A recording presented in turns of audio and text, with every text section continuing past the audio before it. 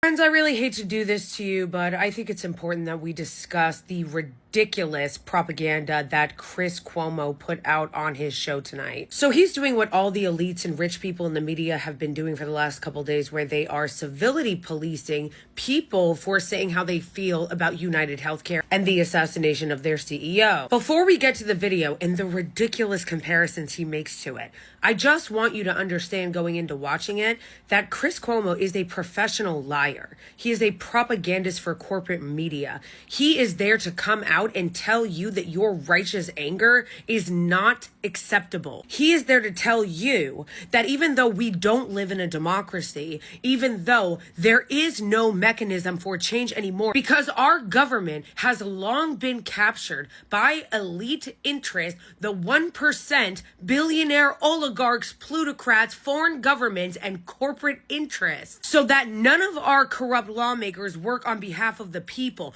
It's not gridlock that's happening in DC. These are purposeful decisions. And we know this because when it comes to things like, I don't know, banning TikTok, which is what the powerful interests wanted, they were very fucking quick to go get in and get that bill passed and signed. But when it comes to anything that might help you, despite the fact that all the American people feel a certain type of way about something, it won't get done. If it's to benefit you, it's not going to get fucking done. You want healthcare protections? Fuck you. You're not going to get any of that because all those same lawmakers that are doing their crocodile tear tap dance on Twitter about the CEO of United Healthcare are the same lawmakers that take tens of thousands of dollars in campaign contributions from said healthcare companies. So, what you are going to see is the ruling class and their jesters, like Chris Cuomo, come out and tell you that actually you're really out of line for being angry at the healthcare companies. The only way to handle when corporations are stealing from you, fucking you over, and denying you care, by golly, sign a petition. You let your lawmakers know that you're unhappy. He's gaslighting you because that's not how shit works. We don't have representative democracy in this country. It is the rich that decide what happens in this country. It is the elites and the corporations and the people that actually run this country that decide what happens. Your voice doesn't fucking matter, and that's why we never get shit from our government, no matter how much we protest, no matter how much we call their office, no matter how many town halls we go to. They don't give a fuck about you. They don't give a fuck about you.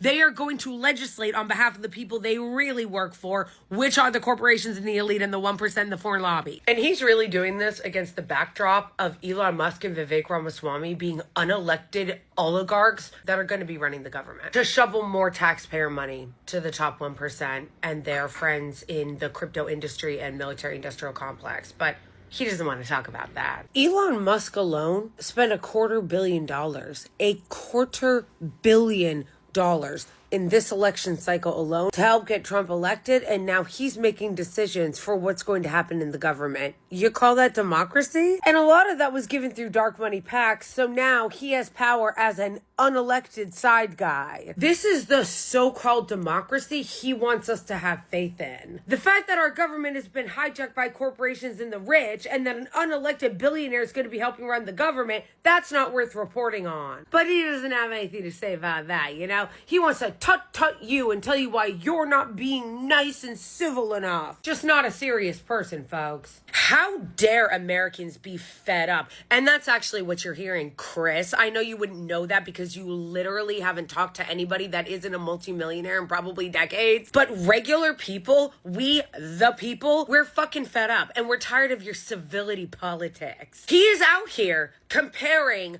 what happened yesterday and people's reaction to it, people's righteous rage at the healthcare companies that fuck them over every day, to October 7th. But I see it as much bigger, badder, especially because the rapid response to the CEO killing is not an isolated event.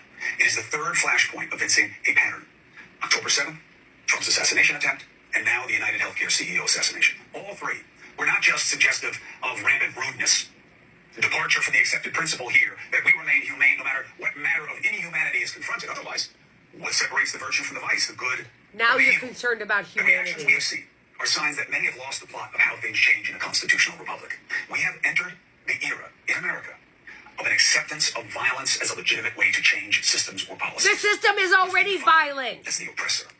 We have a word for that. Our healthcare system is violent. Is embraced as an accepted means for political or regime change. That is called terrorism. Terrorism is what corporations do to the American people. Embracing terrorism. Like those saying Oh, Israelis Matt, I can't. When he's like, what happened to our humanity? Good question. Because I've been asking that of all of you pearl clutchers, where the fuck your humanity has been for the last years the Israeli regime commits a genocide against the Palestinians. But you guys have been nowhere to be found on that. You guys haven't said anything about that Amnesty International report. No, when he says, where's your humanity, he means for the people he thinks matters. Palestinians don't matter. They're not human. Poor people who died as a result in the United States of not having health care, they don't matter. Who matters are the Israelis. Who matter are the CEOs and the rich people and the billionaires in this country. Where's your humanity for them? And then he's all, they feel like violence is an acceptable answer. I don't know what part of denying a person the health care that they need, that they pay for. People pay for their health care, and as a result, they die of a preventable disease. That's violence. That is state-sponsored terrorism. You bitches think that just because you guys do things in a suit with a pen that it's any less violent against the American people? This whole fucking country in its entire system is violent against the working class. You just wouldn't know that because your bitch ass has always been rich. I am so tired of these people. However much you think you hate the media and the ruling class in this country, it's not enough. And he really thought this little report of his was a banger too. Like, he really thought it was. Did you ever think about the fact that this is a pattern? It's also really stupid and ridiculous that he compared October 7th to these other things happening in American politics when they're not the fucking same at all. Like, at all. Like, a ridiculous comparison. What happened in October 7th? Are you suggesting that the Palestinians living in the open air concentration camp where they have absolutely no human rights, no autonomy over their own body or borders, no military, and no way to escape from said concentration camp, you're telling me they were supposed to vote their way out of it? Because by you comparing it to what's happening in American politics, even though, as I said, we're not even living in a democracy, you're saying those things need to be handled civilly. They need to be handled at the ballot box. Is that what you're saying the Palestinians should have done? They were supposed to, what, vote their oppression away? Vote themselves out of occupation? Like, how does this even it doesn't even make sense. But this is the kind of ass-hattery journalism that you get when you live in a society that is as bifurcated as the United States, where you have one set of elites, including him, living at the top, completely disconnected from reality and what's happening in the rest of the country, doing political commentary and cultural commentary on a country and a populace that he doesn't fucking know, that he doesn't fucking understand, that none of them understand. Because if you did, you'd shut your goddamn mouth. These people are the worst.